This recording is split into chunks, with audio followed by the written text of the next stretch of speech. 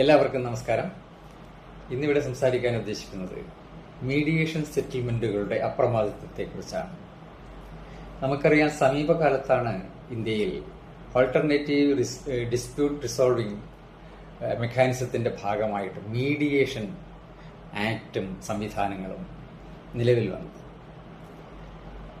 എല്ലാ കേസുകളും കോടതിയിൽ പരിഗണിക്കുന്നതിന് മുമ്പ് മീഡിയേഷന് റെഫർ ചെയ്യണമെന്നാണ് അതിന് പ്രകാരം വ്യവസ്ഥ ചെയ്തിട്ടുള്ളത്.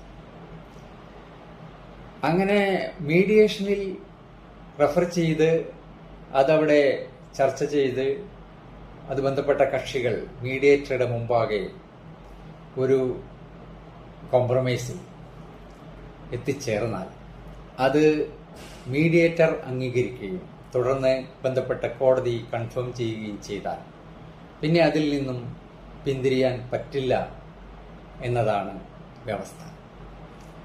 ഇവിടെ ഒരു വൈവാഹിക തർക്കത്തിലാണ് സുപ്രീം കോടതി ഇത് സംബന്ധിച്ചൊരു അന്തിമമായ വിധി പുറപ്പെടുവിച്ചിരിക്കുന്നത്. മഹാരാഷ്ട്രയിലെ ഒരു വൈവാഹിക തർക്കത്തിൽ ഇടപെട്ടുകൊണ്ടാണ് ജസ്റ്റിസ് രാജേഷ് ബിൻഡാലും ജസ്റ്റിസ് വിജയ് ബിഷ്ണോയും അടങ്ങുന്ന ബെഞ്ച് വളരെ നിർണായകമായ ഈ വിധി പുറപ്പെടുവിച്ചിരിക്കുന്നത്. വൈവാഹിക തർക്കം എന്ന് പറഞ്ഞാൽ ധനഞ്ജയും രുചികയും 2020 വിവാഹിതരാവുകയുണ്ടായി. അവർക്കിടയിലെ ചില പൊരുത്തക്കേടുകളെ തുടർന്ന് ധനഞ്ജയ് രുചികയ്ക്കെതിരെ ഡൈവോഴ്സ് പെറ്റീഷൻ ഫയൽ ചെയ്തു. കുടുംബക്കോടതി അത് മീഡിയേറ്റർക്ക് റെഫർ ചെയ്തു. മീഡിയേഷനിൽ രണ്ടു കക്ഷികളും മീഡിയേറ്ററുടെ സാന്നിധ്യത്തിൽ ചർച്ച ചെയ്ത് ചില വ്യവസ്ഥകൾ പ്രകാരം മ്യൂച്വൽ ഡൈവോഴ്സിന് സമ്മതിച്ചു. അതുപ്രകാരം വ്യവസ്ഥകൾ പ്രകാരം 1.5 കോടി രൂപ 2 ഗഡുക്കളായി ധനഞ്ജയ് ഭാര്യ രുചികയ്ക്ക് നൽകണം. അതുപോലെ 14 ലക്ഷം രൂപ ഭാര്യയ്ക്ക് കാർ വാങ്ങാനായി നൽകണം. ഇതുകൂടാതെ ചില സ്വർണ്ണാഭരണങ്ങൾ തിരിച്ചു കൊടുക്കുകയും വേണം. പകരം ഭാര്യയാകട്ടെ 2.5 കോടി രൂപയുടെ സ്വത്തുക്കൾ, അവരുടെ ബിസിനസ്, രണ്ടുപേരും ചേർന്ന് നടത്തിവരുന്ന ബിസിനസിന്റെ അതിൽ നിന്നുള്ള ഒരു 2.5 കോടി രൂപ ഒരു ഭർത്താവിന്റെ പേരിൽ ട്രാൻസ്ഫർ ചെയ്യുകയും ചെയ്യണം. ഇതായിരുന്നു വ്യവസ്ഥ. തുടർന്ന് ഒരു ആദ്യപടിയായി 75 ലക്ഷം രൂപ ഭർത്താവ് ഭാര്യയ്ക്ക് കൊടുക്കുകയുണ്ടായി. ആ ഘട്ടത്തിലാണ് ഭാര്യ രുചിക ഈ സെറ്റിൽമെന്റ് പിന്മാറുകയും താൻ മ്യൂച്വൽ ഡൈവോഴ്സിന് തയ്യാറല്ല എന്ന് പ്രഖ്യാപിക്കുകയും ചെയ്തത്. എന്നു മാത്രമല്ല, ധനഞ്ജയനും അദ്ദേഹത്തിന്റെ മാതാപിതാക്കൾക്കുമെതിരെ ഗാർഹിക പീഡന നിയമപ്രകാരം മജിസ്ട്രേറ്റ് കോടതിയിൽ കേസ് ഫയൽ ചെയ്യുകയും ചെയ്തു. ഈ കേസിനെതിരെ ധനഞ്ജയ് ബോംബെ കോടതിയെ സമീപിച്ചു. അത് ഈ DV ആക്ട് പ്രകാരമുള്ള ക്രിമിനൽ കേസ് റദ്ദാക്കണം എന്നാവശ്യപ്പെട്ടുകൊണ്ട് ധനഞ്ജയ് ബോംബെ ഹൈക്കോടതിയെ സമീപിച്ചെങ്കിലും അത് റദ്ദാക്കാൻ ഹൈക്കോടതി തയ്യാറായില്ല.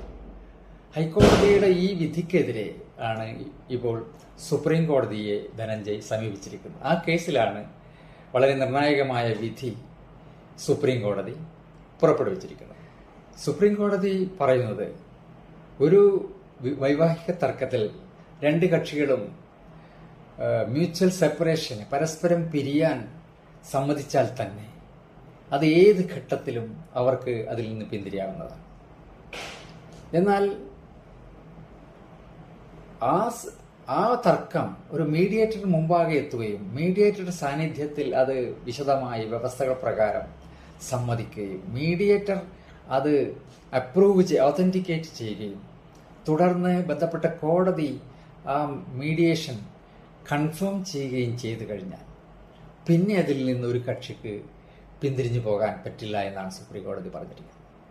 അങ്ങനെ ഒരു മീഡിയേറ്ററുടെ മുമ്പാകെ ഉണ്ടായ സെറ്റിൽമെന്റ്, അത് കൺഫേം ചെയ്യപ്പെട്ട സെറ്റിൽമെന്റ്, അതിൽ നിന്ന് പിന്തിരിയാൻ അനുവദിക്കപ്പെട്ടു കഴിഞ്ഞാൽ മീഡിയേഷൻ എന്ന സംവിധാനം തന്നെ അർത്ഥരഹിതമാണ് എന്നാണ് വരാൻ പോകുന്നത്. അത് അനുവദിക്കാൻ പറ്റില്ല എന്നാണ് സുപ്രീം കോടതി പറഞ്ഞിട്ടുള്ളത്. എന്നു മാത്രമല്ല, ഇങ്ങനെ എല്ലാ കാര്യങ്ങളും വ്യവസ്ഥ ചെയ്ത് വ്യവസ്ഥയിൽ ഒരു ഭാഗം ഭർത്താവ് നടപ്പാക്കുകയും ചെയ്തു കഴിഞ്ഞതിന് ശേഷം ഈ സെറ്റിൽമെന്റിന് പിന്തിരിഞ്ഞു പോകാനും കേസ് കൊടുക്കാനും തയ്യാറായിട്ടുള്ള ഭാര്യയുടെ സമീപനം പിഴശിക്ഷയ്ക്ക് കൂടി അർഹതയുള്ളതാണെന്ന് സുപ്രീം കോടതി പറഞ്ഞിരിക്കുന്നു.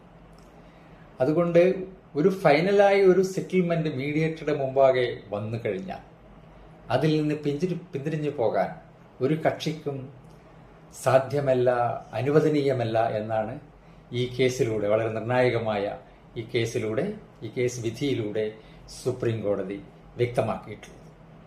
എല്ലാവർക്കും നന്ദി.